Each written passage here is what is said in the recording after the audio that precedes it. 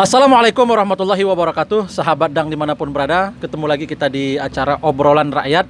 Nah, sahabat Dang sekalian, di Obrolan Rakyat kali ini saya sudah bersama satu orang narasumber, Bung Ferry Pandalis Eskom. Assalamualaikum, Bung. Waalaikumsalam warahmatullahi wabarakatuh. Terima kasih sudah hadir untuk kesekian kalinya di acara Obrolan Rakyat. Nah, sahabat Dang sekalian, beliau ini adalah seorang tokoh pemuda dari Bengkulu dan penggiat sosial, termasuk juga aktivis lingkungan, dan banyak sekali beliau kemudian terlibat dalam kegiatan-kegiatan kreativitas kaum muda. Nah, sahabat dan sekalian, di obrolan rakyat kali ini kita akan membahas tentang diberlakukannya PPKM yang kemudian ini sudah dampaknya sudah sangat luas sekali berkaitan dengan dampak ekonomi, dan rakyat tentunya menjerit.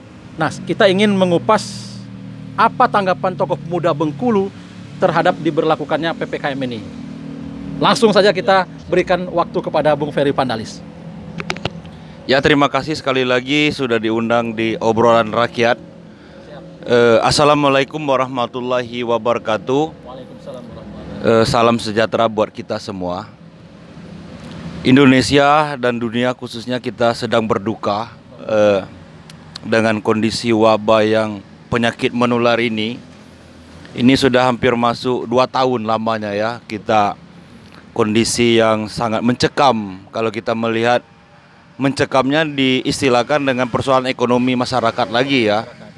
Nah, dengan aktivitas berbagai macam yang selama ini kita normal, sekarang kita tidak normal lagi secara untuk roda perekonomian di Indonesia dan pun di dunia khususnya. Termasuk di Bengkulu. Termasuk di Bengkulu gitu. Nah, pertama kita melihat khususnya di Indonesia, turunannya nanti ke Provinsi Bengkulu. Dulu diistilahkan dengan nama diberlakukan dengan PSBB, pembatasan gitu ya, skala besar dan berbagai macam. Yang kedua ada penamaan lagi PPKM. Nah, PPKM ada PPKM mikro, ada PPKM darurat. Pada saat ini ada lagi istilah namanya PPKM level. Nah, jadi ada level 3, level 4. Mungkin ada beberapa informasi yang kita baca di media. Kenapa dibuat juga ada level ini? Mungkin ini ada skalanya, mungkin di wilayahnya ada yang skala penyakit positifnya banyak, sedikit. Mungkin ada level 1, 2, 3, 4 ini tadi ya. Nah, persoalan penamaan penamaan ini pertama kita dari masyarakat, itu kan kewenangan dari pemerintah yang memang mereka yang memutuskan pengambil kebijakan yang ingin membuat penamaan apapun istilahnya itu. Ya, kita sebagai rakyat ya harus terima apapun penamaan yang dibuat oleh negara ini kayak gitu. Nah, ya karena seperti ini intinya bagi kita rakyat, khususnya kita masyarakat yang kelas bawah ini, rakyat yang memang terasa benar-benar di perputaran ekonomi, kondisi pada saat ini yang kita lihat diberlakukan pembatasan. Misalnya kayak kedai-kedai ditutup jam 5 sore kayak gitu ya. Nah, tidak boleh aktivitas lagi, ditutup.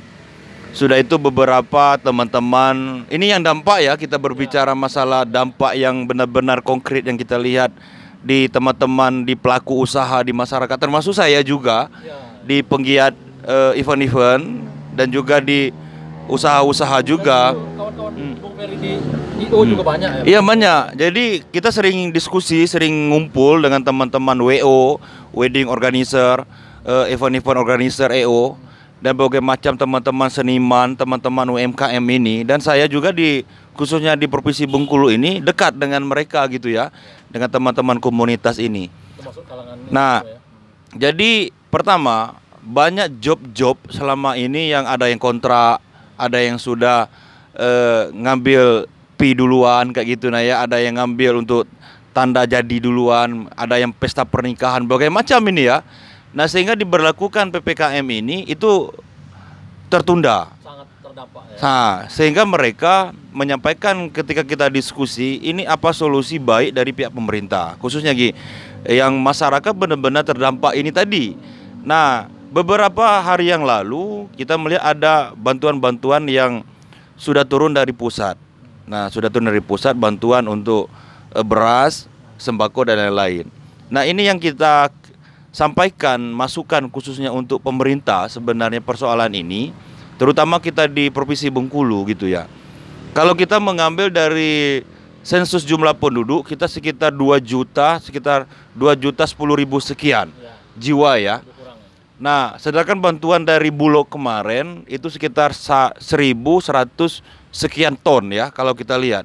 Berarti kalau kalkulasinya itu sekitar 5% ya dari jumlah 2 juta jiwa tadi untuk disuplai bantuan beras ke masyarakat yang terdampak. Mungkin ada pilihan data-data dinas sosial ya.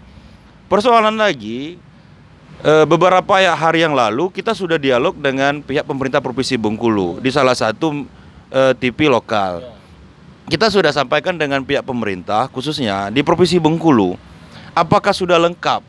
Pertama, data UMKM di Provinsi Bengkulu. Ya, itu yang penting ya. Termasuk PKL, pedagang kaki lima, kedai-kedai yang bergerak di kuliner berbagai macam di Provinsi Bengkulu ini khususnya ada 9 kabupaten 1 kota.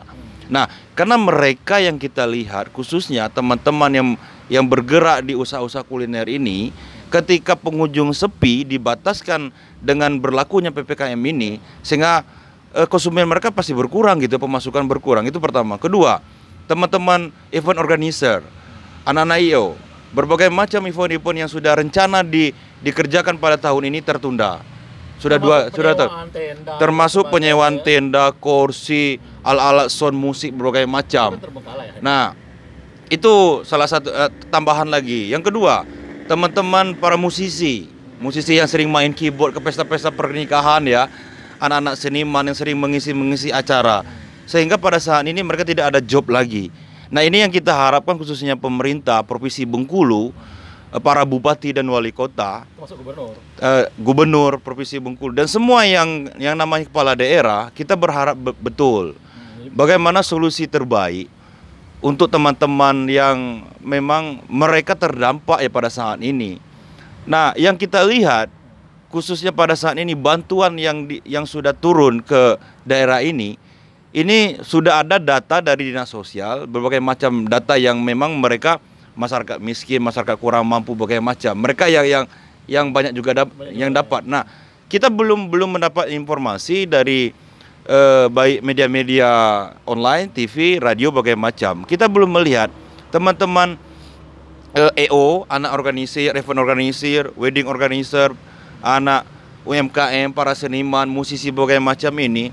Belum ada teman-teman mengatakan bahwa pada saat ini mereka sudah mendapat bantuan sembako yang dari pemerintah. Yang paling penting juga tadi Bu Peri, pendataan tadi ya. Ya, karena pendataan ini harus konkret. Benar, karena begini, ada penambahan kalau kita lihat dalam beberapa data statistik ya.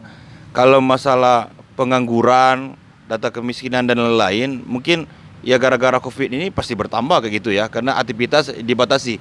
Kedua, kita sangat berharap betul dengan pemerintah khususnya data-data yang terdampak ini harus ada keadilan untuk rakyat.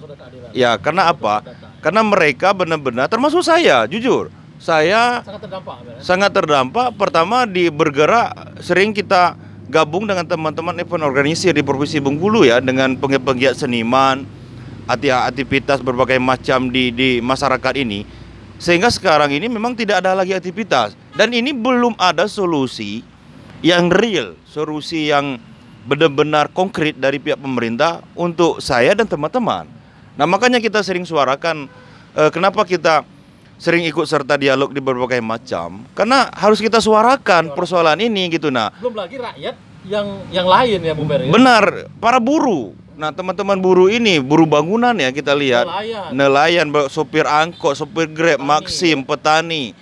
Nah, ojek online berbagai macam. Ingin mengatakan bahwa pemberlakuan PPKM darurat ataupun kemarin PSBB, sekarang PPKM darurat, PPKM mikro, sekarang PPKM level 3, level 4 ini seperti level cabai aja Bung Peri ya. Harus disertai dengan solusi memenuhi kebutuhan masyarakat. Benar ya. Karena begini, kembali lagi kita lihat kebijakan yang berhak yang membuat keputusan masalah undang-undang darurat ini kan pusat. Masalah kita kan kemarin sudah kita usulkan dengan pihak pemerintah. Kalau sekarang kondisi ekonomi rakyat ya sudah sangat terasa menjerit benar ini di tengah-tengah masyarakat.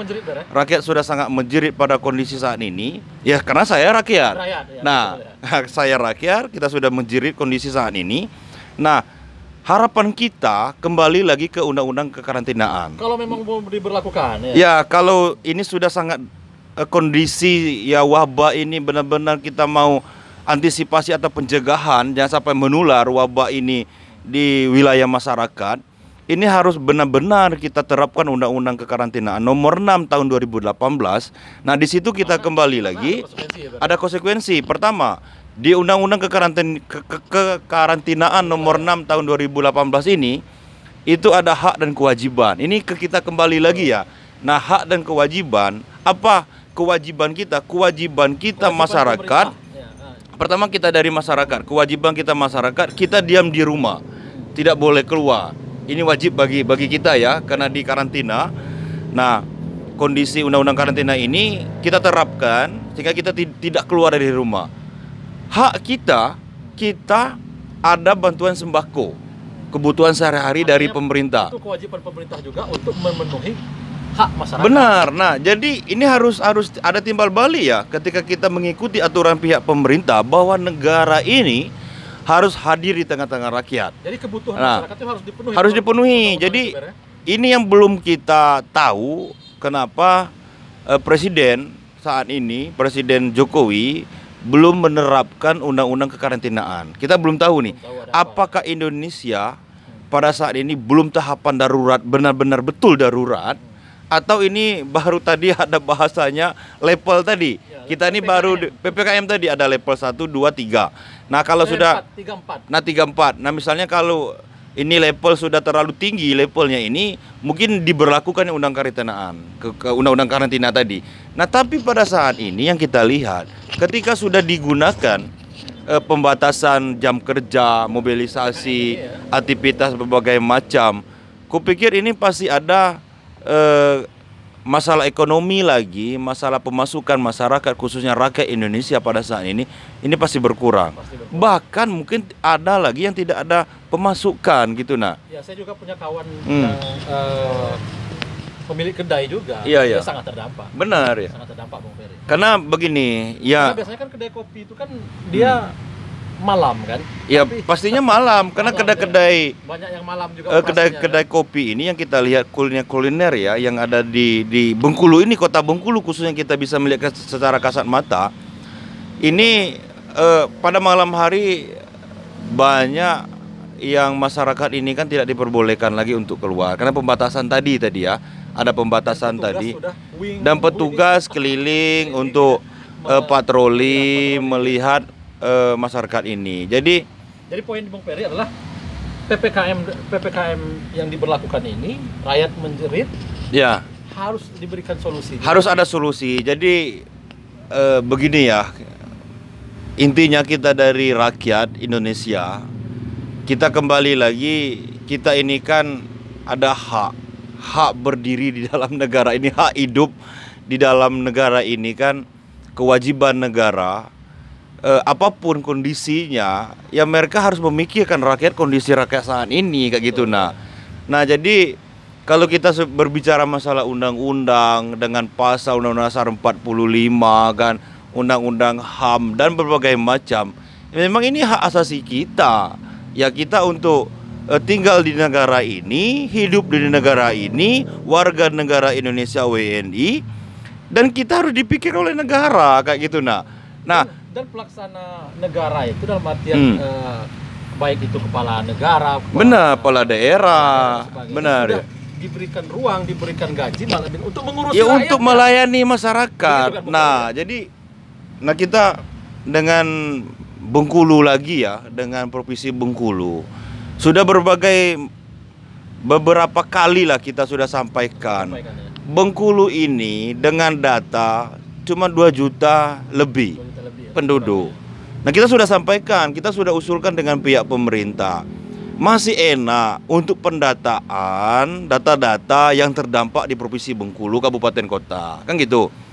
Data-data UMKM, teman-teman anak event organisir, anak IO, anak WO, anak musisi UMKM, PKL, sudah itu anak-anak yang buru-buru petani, buru-buru bangunan berbagai macam, masih enak.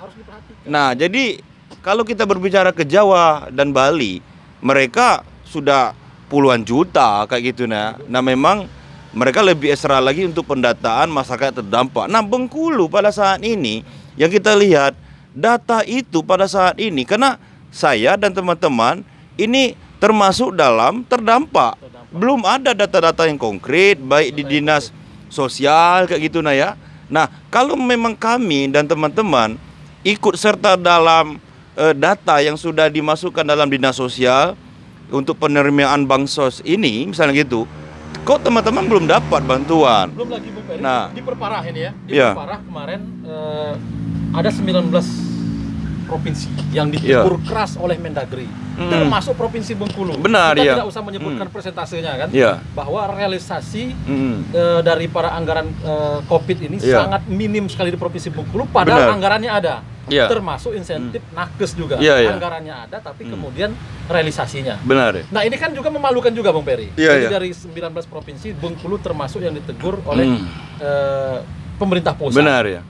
Belum lagi diperparah juga angka kemiskinan di Bengkulu per Maret 2021 itu data Iya, iya. dari BPS kan meningkat, Benar ya? bukan malah menurun. Iya ya. Nah, ini kan harusnya menjadi perhatian. Apalagi di masa pandemi, artinya kita Benar. ini termiskin kedua di Pulau Sumatera. Nah, mestinya kepala daerah harus menggenjot lebih Iya, agar iya. kemudian menekan angka kemiskinan. Benar ya? Begitu Bung Peri kira-kira. Ya, inilah yang kita Prihatinkan ya. sangat prihatin kondisi saat ini ya. Pertama, kalaupun dana itu ada dari APBN, dari pusat, mungkin itu dana bagi hasil, nggak tahu kita apa nama ya, atau dana bantuan dari pemerintah pusat. Ketika turun ke masyarakat, pertama kita sangat harapkan dengan Gubernur Bengkulu, Bupati, Kepala Daerah, Wali Kota ini, apapun yang namanya bantuan itu, bantuan sosial yang dana turun ke daerah, Ataupun distribusikan. Ataupun dana dari APBD misalkan. Dari ya. APBD. Pusing, ya. Nah, memang kondisi saat ini yang kita lihat, pertama, ini memang tugasnya negara, tugasnya pemerintah. Ya. Walaupun misal di posisi ini kita harapkan ada dari pihak swasta, misalnya gitu ya, dari teman-teman Basnas, berbagai macam yang lain yang mau ikut serta sumbangan untuk ngasih sembako dan masyarakat, itu hak mereka mau ikut. Tetapi negara pada saat ini, Kewajiban negara. nah pemerintah itu salah satu kewajiban mereka untuk tugas mereka melayani kita sebagai masyarakat ketika terjadinya darurat sipil atau darurat apa namanya ini tadi, undang-undang karantina ini tadi. Nah, mereka harus tanggung jawab untuk rakyat. Inilah sudah jelas di undang-undang kayak gitu. Nah, ini yang belum kita tahu sampai kapan kondisi saat ini ketika negara membuat sebuah keputusan diberlakukannya pembatasan, ada penamaan apapun namanya, ada PSBB, ada PPKM kayak gitu berbagai macam. Nah, tapi apa solusi untuk rakyat? Apa solusi untuk masyarakat yang terdampak pada saat ini? Yang kita lihat tadi kan teman-teman yang sering event organisir, wedding organizer, ketika pernikahan ini tidak diperbolehkan lagi. Belum lagi rakyat-rakyat di pinggiran. Benar ya. Tidak ada yang kemudian tidak tercover suaranya. Benar ya. Tapi mereka kemudian menjerit dengan kondisi. Menjerit. Nah, ini yang ruang-ruang inilah yang perlu kita sampaikan. Ini suara-suara yang kami sampaikan ini benar. Suara-suara masyarakat yang sering kita temukan, kita diskusikan ke masyarakat paling bawah, teman-teman yang terdampak. Inilah mereka sampaikan lewat kita. Kita sampaikan kepada negara, pemerintah khususnya. Ya tolong dengarkan gitu kan. Dengarkan apa menjeritnya rakyat pada saat ini. Jadi istilahnya jangan seolah-olah apa yang kita sampaikan ini kita hanya sekadar mengkritik, tidak senang, tidak. Berbeda dengan aparatur negara yang mereka digaji. Benar, ya. Mau kerja di rumah dan lain sebagainya. Iya. Gaji kan gaji tetap mengalir. Ya itu. Tapi rakyat biasa misalnya. Benar. Itulah kita Begitu, Bung sudah Ferry, ya? sampaikan dialog kemarin di TV lokal kemarin. Pihak ASN pada saat ini, apapun kondisinya, mereka tetap digaji bulanan. Oke, itu hak mereka ya, karena mereka aparatur sipil negara ini, ASN ini. Dan juga kalau benar-benar seperti ini, ada kebijakan presiden yang membuat biar adil negara ini. Ketika rakyat swasta ini, rakyat terdampak ini, mereka tidak ada pemasukan, potong gaji ASN. Mau atau tidak? Nah ini kan dipertanyakan lagi nih. Misal, gaji ASN-nya ada 2 juta, kita potong 1 juta. 1 juta untuk masyarakat terdampak.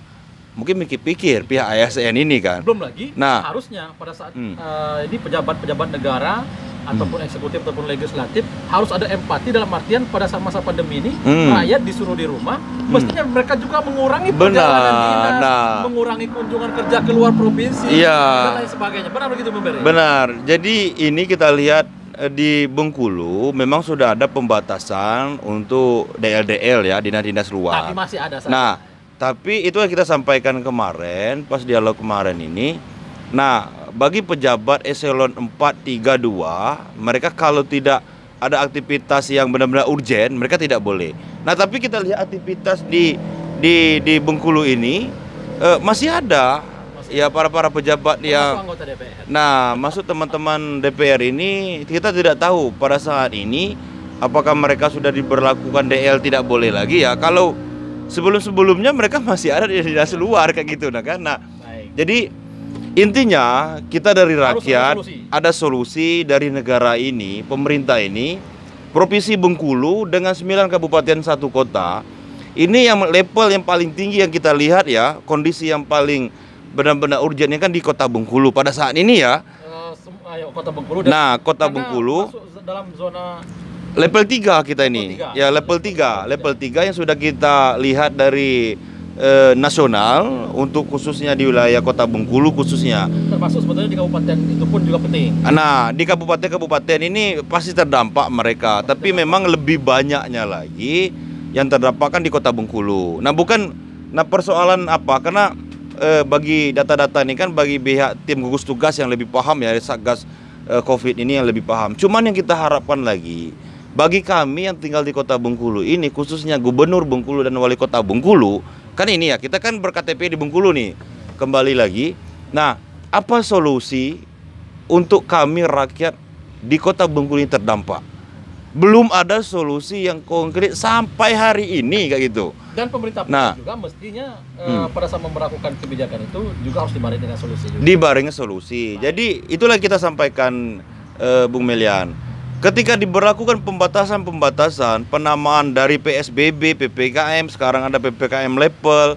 Nah, kita tidak tahu lagi ke depan apa lagi namanya ini. Nah, cuman apa part 1? Ya, terserah itu hak mereka membuat nama, tapi apa solusi untuk rakyat. Baik. Nah, kita menunggu solusi sampai hari ini untuk kami teman-teman event organisir, teman-teman wedding organizer, teman-teman musisi, teman-teman seniman, sampai hari ini belum ada solusi yang konkret untuk saya dan teman-teman komunitas. Mungkin itu ya. Baik, ini luar biasa sekali sahabat dang sekalian. Ini Bung Ferry Pandalis ini sangat lancar sekali berbicaranya berkaitan dengan menyampaikan aspirasi sahabat-sahabatnya, teman-teman seperjuangannya, karena memang beliau ini adalah tokoh pemuda Bengkulu yang sangat aktif sekali beraktivitas. Sahabat-sahabatnya sangat banyak sekali, jaringan-jaringan komunitasnya. Dan dia menyampaikan ini berdasarkan dari diskusi-diskusi dengan mereka. Ada Bung Ferry mungkin penutup dari dialog kita ini mungkin beberapa ini. Intinya kita sebagai rakyat kecil, rakyat pinggiran, rakyat bawah, apalagi lah nama rakyat nih kita ini ya, rakyat terdampak semuanya, negara harus hadir di tengah-tengah rakyat. Di kondisi saat ini. Kondisi saat ini kita tidak tahu persoalan apapun yang terjadi pada saat ini tanggung jawab negara.